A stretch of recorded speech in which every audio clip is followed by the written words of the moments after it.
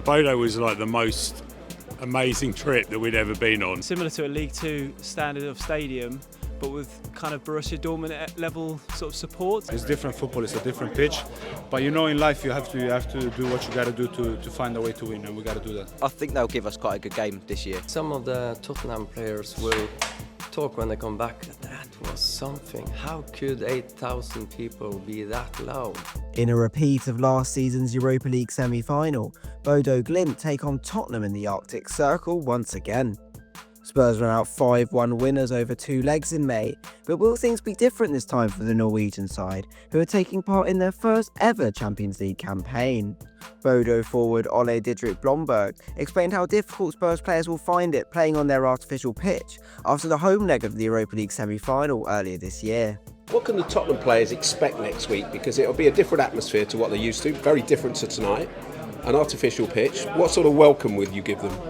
I'm guessing 5 to 10 degrees Celsius and different, a lot of wind, not so much sun, and just a different atmosphere and different weather, and of course the artificial pitch, which is going to be probably tough for them for the knees and their backs, and hopefully they'll feel a little bit old.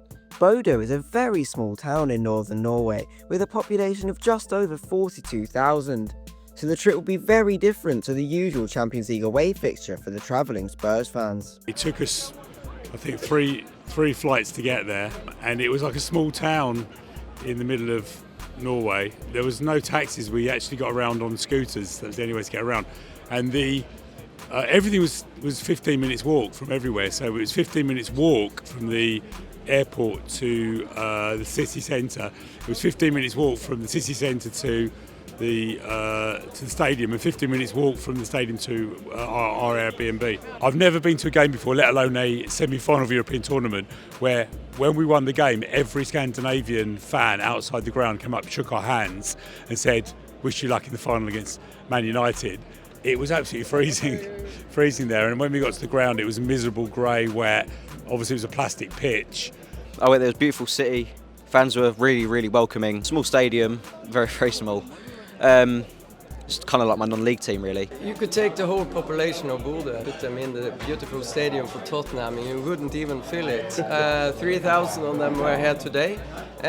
I think the Tottenham fans who go to Bodo, I think they will appreciate the experience. It's above the Arctic Circle. It's beautiful surroundings. If they are lucky with the weather, they probably could take it all in.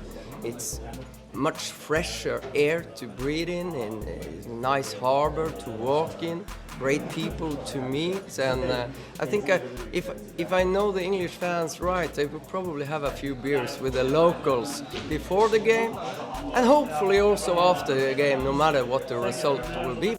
Although Tottenham did end up beating Bodo comfortably in May, senior football writer for The Sun, Tom Barkley, explains how it could be different this time.